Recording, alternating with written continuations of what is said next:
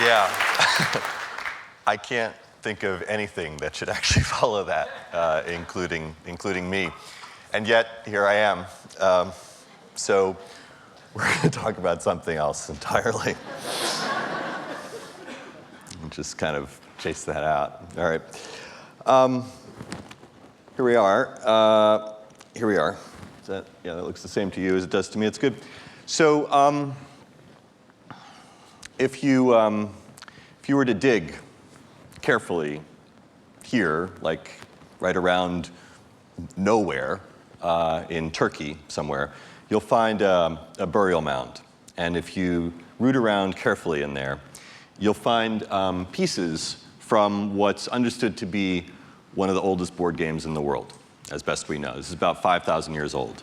And there's pigs and dogs, and we think they're pigs and dogs. I mean, there's pigs and there's dogs, and there's pyramids, and there's a theory, and it's a good one, that these are not all from one game, that somebody got sloppy. And if you can imagine somebody going through your closets in like 5,000 years, like you could easily imagine how that could happen. But what we do think is that those 4 pyramids up there were probably dice.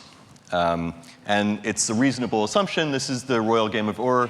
These are the dice down there. They were in pyramid shape. And you'll recognize that if you ever played like Dungeons and Dragons, which I won't ask anybody to raise their hands about, where a 4-sided die can decide life or death. But my point here is that for a big chunk of the human timeline, we've been playing games. But that games kind of came from dice and not the other way around. And that it's not actually trivial at all, this impulse. And that what we're doing when we hold dice in our hand is to consider for just like a minute, for just like maybe, I don't know, 10 seconds at a time, something that's actually uncontrollable and something that's actually unpredictable. And you know, I live at MIT, and these are not popular subjects, right? This is not what most people want to talk about, right? That's actual chance. And when we need chance to work for us, we call it luck. And that's what I'm going to talk about for a bit. The history and the future of luck. What luck is, what it does, what's been done to it, what it can do. And so here's a bunch of guys playing poker. There's a bunch of luck in poker. It's not just luck. But everybody's got to play the cards that they're dealt. And somebody wins and somebody loses. And there's a lot of reasons that they're playing it, very few of which have to do with the chips, very few of which have to do with the financial component in there. There's a lot going on in the game. There's a lot going on in every game. This is a painting by Bruegel called Children's Games, and it's used by the sociologist Roger Caillois to talk about the different things that are happening in games that motivate us to play them in spite of every other thing that has changed in human history, that this is something that we have always, always done. And so he gave names to the various aspects of play, like they were like Greek gods. So he called them agon, mimicry, ilinx, and alia. And agon is this sort of competitive thing, right? You see it in the chicken fighting here, right in the middle, which is weird because it's 16th century Holland, and I didn't know they did that. And there's mimicry, which is people who are pretending to be something that they're not, whether it's an animal or an adult or whatever. And there's ilinx, which is the weird vertigo that you see in the people who are like rolling hoops or somebody who's blindfolded and swinging around. But what I'm interested in these days is alia, which was Caillois' name for luck. And you can see it in Bruegel's painting down over by the left, where you can see maybe throwing bones, like playing craps. And you can see a little girl who's got something in her hand there. And what she's probably got, if the rest of this makes sense, is one of these, a teetotum. And these sort of show up everywhere in history, like early China, early Judaism. There's the Gentile version over on the right. And these do what dice do, but they do it on a stick. They do it on a wheel. And you might recognize it from games that you play, like the wheel on the Game of Life, right? This is a game that could only have come from the United States, right? This is what children play to get a sense of how it's going to go, right? It involves cars and college education and almost no choices at all, right? It's a children's game. And it's not a good preparation for chess or poker or golf. It's just a rehearsal for a curvy line from cradle to grave. And because it's America, you get there in a car, all right? So you get a car, and you start driving, and you move forward at a random pace, and then there's lots of children, and regular pace cycles, and a linear career and retirement, and it's a game, and we can dream, right? And if you're lucky, you get all of those, right? There's no clever way to play. There's no hardworking way to play it. And you can argue that these institutions of linear careers and retirement made sense when the game was invented, because the game of life is actually an old one. It was invented, sort of, right around the Civil War by a guy named Milton Bradley. This is the checkered game of life. And it's perhaps most like life in that it's kind of a copy of something else, another broader spectrum of games that were made and distributed frequently by 18th century printers. This one was called The Mansion of Happiness. And all of this is covered by the writer Jill Lepore in her book called Mansions of Happiness. And broadly speaking, these are Puritan games. These are games, they're pedagogic. They're to teach everybody who plays them that this is a life in which you are effectively following God's plan. And from game to game and century to century, what happens in life changes, but not the basic mechanic. You spin a teetotum, and if you're lucky, you avoid prison and hell and politics, which I'm serious, it's actually in there. And you could also argue, as Jill Lepore does, that this comes from an even broader spectrum of games, right? Where life is not determined by pushing hard or leaning in, but by forces kind of outside human control, right? So this is Jnana Chopar. This is a really old game from India that sort of came back on an 18th century ship back to England, and like a virus. And it was actually originally a game about generosity, faith, and humility. On the way to enlightenment, up at the top, you frequently die and are reborn. It's a game about karma. And off the ship, it mutated, and we simplified it a bit. So you know it as snakes and ladders, as chutes and ladders, and it is not a coincidence that, like the game of life, it comes with a teetotum. It comes with a spinner. We'll see why in a minute. But it's because it was designed for America. Okay? So this is the checkered game of life, and luck isn't just the mechanic of the game. It's not just an element, it's the narrative. It's the whole point of the game, right? So in this original version, you could end up achieving truth randomly, if you're lucky, or if you're unlucky, you could end in ruin. But if the wheel spins correctly, you go to school. If you live an honest life, that it happens statistically sometimes. And then maybe terrible things happen, right? You could live in idleness, or, and I'm not making this up, you could end up in Congress. That's a downer. But the interesting thing that of like all the terrible things that could happen to you in this game, right? Of all the terrible things that could happen when you spin the wheel in this game, the worst one is that you end up ruining your life gambling, right? And that's kind of weird, right? Because you're playing a game in which you spin a wheel to win it. And that's the reason, actually, that it's a wheel. That's the reason that it's not dice with the game. That's the reason that it's not dice with chutes and ladders. Because dice, at that time, meant gambling, and life is just a game. Right? So all these games came with numbered wheels that spun around. And why? Because this was illegal. This was illegal. And this was illegal at a time when cocaine, slavery, and guns were unregulated. Okay? This was illegal. This is actually Civil War contraband. So this is the devil's tool, right? And the wheel, the teetotum, was a loophole because we, America, broadly, are afraid of this somehow, right? From Puritans to data scientists, this is basically the enemy.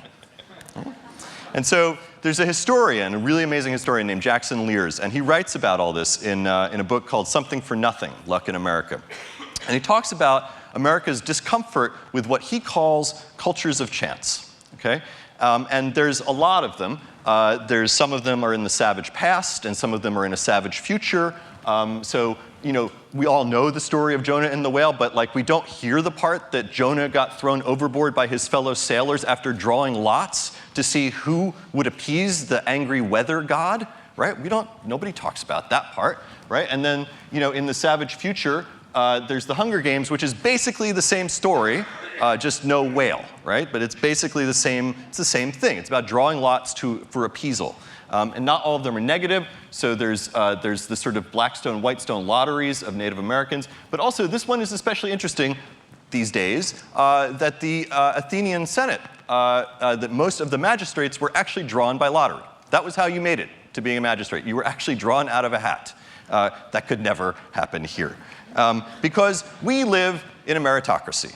And as Jackson Lears would put it, the myth that we live in is that you don't just get what you get what you deserve. And that's why this is bad news, right? Like these things are obviously bad news. And we have these moral panics, we still do, and we smash slot machines or whatever their contemporary equivalent are. These, by the way, these ones that they're smashing dispense gum. Okay, this is like, and this is what Jackson Lears calls the cultures of control.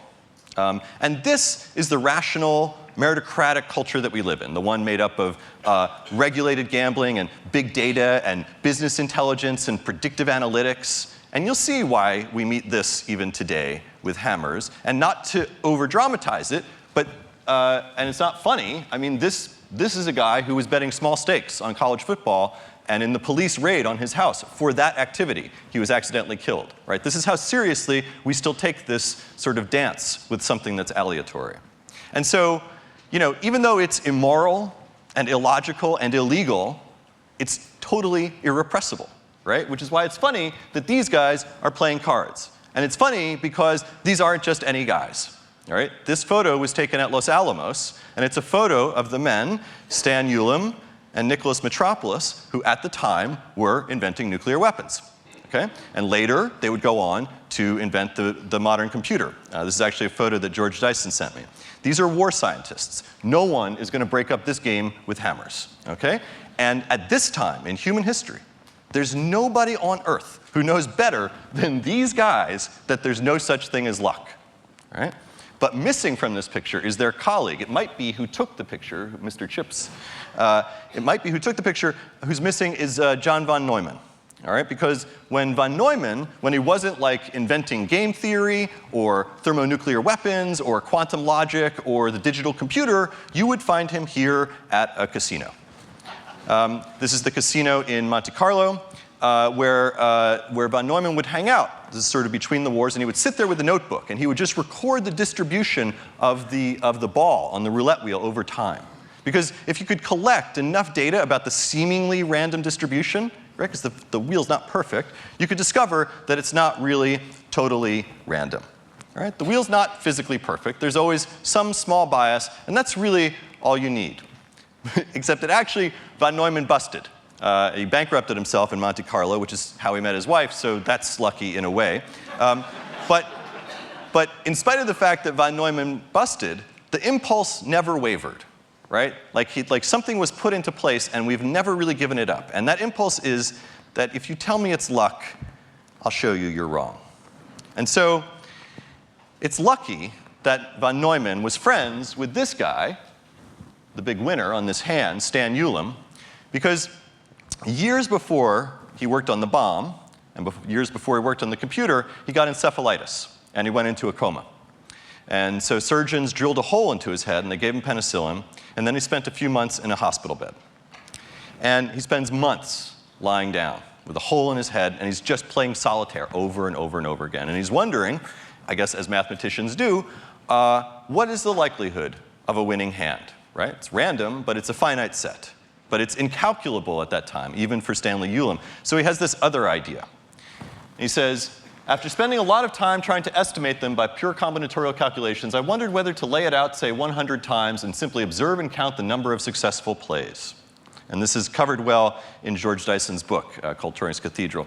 And this is basically saying, I can't really figure it out, but I can figure out how to gather the data that will just tell me what the answer needs to be, right? Which is like kind of a turning point in human history around the idea of knowledge and what knowledge is and what it does, right? You don't need a theory on the way in, and you don't even really need a theory on the way out, right?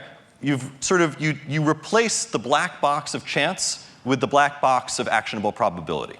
And so Ulam kind of comes up with this, with a hole in his head in a hospital bed, and he's got to name it. And so he turns to his bomb-making poker buddy, Nick Metropolis, and he says, well, why don't we just name it after that casino in Monte Carlo?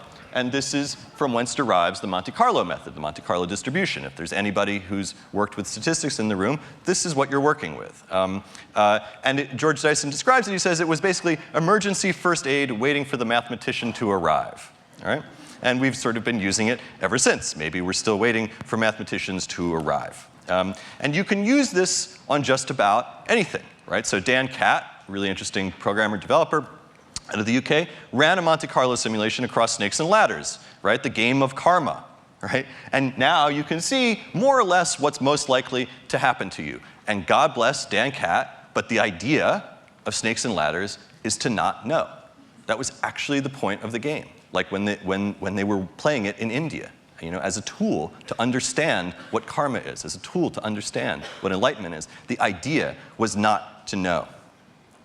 And there's nothing instrumental in Dan Catt's attack on snakes and ladders. He's just curious. But of course, it's not just a tool, it's also a weapon. And so if you take the Monte Carlo to like Monte Carlo or like Las Vegas, this is what leads to the first wearable computer. This is Ed Thorpe and Claude Shannon in 1960.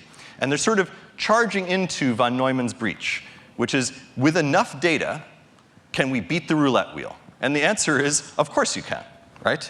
And so they were able to gather enough data about the roulette wheels in front of them using a computer to do the predictive analytics that they needed to bet on it effectively. And so the first wearable computer, 1960, beat the dealer, assaulted luck, and won. And then Thorpe sought a worthier opponent and went on to become basically the first quant on Wall Street with 20% year-over-year returns. And that's not luck, right? That's something secular. And so you tell me, between this and a computational attack to eliminate it, which one actually represents something dangerous, right? That in relationship to the sort of the smooth homogenizing functions of algorithmic efficiency, which one's the threat and which one's the cure? Because there's sort of less luck every day. There's like so little luck left in the world, right? This is an ad for the New York State Lottery, and I don't actually know what it means. Like what, how could that be possible? But I know what the lottery means, right? It's one of the last places where we still enact these rituals, where we surrender any pretense of a meritocracy, right? We surrender the idea of some great plan from God or any other invisible hand in which everybody gets what they deserve, except even that ritual yields, right? So here's Mohan Srivastava, who cracked the lottery system in Canada. Oops. The apparent randomness of the scratch ticket was just a facade, a mathematical lie, and this meant that the lottery system might actually be solvable. And that's amazing, right? The idea that, anything that seems to be built out of chance or instinct or luck can yield to a computational assault. And this is the essential narrative of our time. And we restricted luck with laws based on what were essentially Puritan ethics, but this time around, the assault is computational. And the thing that's weird and perverse is that it's also a computer at the heart of a slot machine, or in the flow of the markets, like in the middle of the middle. And so I guess the thing is that, maybe we can use them not just to suppress luck, but to make it. So what if, we sort of praised luck instead of burying it? What if we use the machines to amplify luck instead of grinding it down into dust? So I'll show you a couple of modest proposals. This is Xing-Tat Chung in the UK, and he's writing an autonomous stock trading algorithm for global investors. It's called a superstitious fund. This is real, and it's a fund that will trade automatically based on luck and superstition. So it won't trade on a full moon. It avoids the number 13. And it's like, great, finally somebody has acknowledged, right, that there's a complete lack of any rational behavior in the market, and let's go in on that, right? And so, by the way, a friend of mine actually, it came in about 60% down, which there are hedge funds that have done far worse. A friend of mine lost $4,000 on that, and I said, well, what did you expect? And he said, to get whatever I get. And wouldn't that be nice, right? So if you put a couple more bucks down, this is Darius Kazemi, and he built a piece of software to buy stuff for himself on Amazon once a month. Not based on data mining or preferences or even his consent, right? Just random queries, same way the Athenian senators came into power, right? Just random stuff shipped to your home, right? So he got a Noam Chomsky book and a CD of avant-garde Swedish music from the 90s, right? He said he was super happy, and he said about the CD, he said it was fantastic, like nothing I've ever heard. I wonder why not, right? Okay. This is Sasha Poflep's work. It's from 2006. It's a camera without a lens, and when you press the button, the display on the back, it takes about a second, it'll show you a picture taken in that exact moment somewhere else, right? Somewhere in the world, right? Just based on a data pull from Flickr. And maybe you don't even need a computer at all. This is actually my favorite thing in here. This is the designer Crispin Jones. These are luggage tags that are made out of scraps from luggage that was lost and never reclaimed at Heathrow Airport, okay? And so you can buy one and stick it on your luggage, because what are the chances that the same piece of material it's almost impossible. It's impossible, right? And we know in our hearts that this is a fantasy, and we ridicule it and we suppress it. We laugh at it. I laugh at it. But we also know that as fantasies go, that fantasy is better informed than whatever confidence you have that your bag will actually arrive, right? You know? Or there's this, right? The RAND book of 1 million random digits. This is produced in 1955. This is actually produced for the folks who were running the first Monte Carlo simulations. And this is basically art, as far as I'm concerned. This is basically art, or maybe it's science. I don't even know. It's hard, one way or the other, to figure out how to produce genuinely random numbers back then. And the reviews on this on Amazon are amazing, by the way. I recommend this. And I'm gonna end on these, or rather, really what they remind me of. And what they remind me of is this. This is one element in a game designed by Jason Rohrer. And the game is called A Game for Someone. And this was the winner in the competition for humanity's last game. This is not the game. This is actually where to find it. There's only one copy of the game, and it's buried somewhere, one of the random coordinates listed in that envelope. But there's a couple hundred envelopes with 900 sets of GPS coordinates on them. And so if everyone who has a list visits one of them per day, it'll be discovered at some point in the next 2,700 years. Right? And so these are the pieces. They're made out of titanium, so they'll make it. And by the way, Jason Rohrer didn't really design the game, and he doesn't really know the rules. What he designed was a black box that would generate the rules, and a black box to play test them, make sure that they worked. Then he had the pieces cut in titanium, and they're sitting quietly even now. But if you dig, and if you're lucky, you'll find it, this little procedural gift to the future that was sort of built with this algorithmic efficiency, and it will only be broken by the thing that breaks that every single time, which is something wildly unexpected. Because there's a pleasure, actually, and a value in not knowing what the future will bring, and a truth in not pretending to, and to simply face forward and say, bring it. Thank you.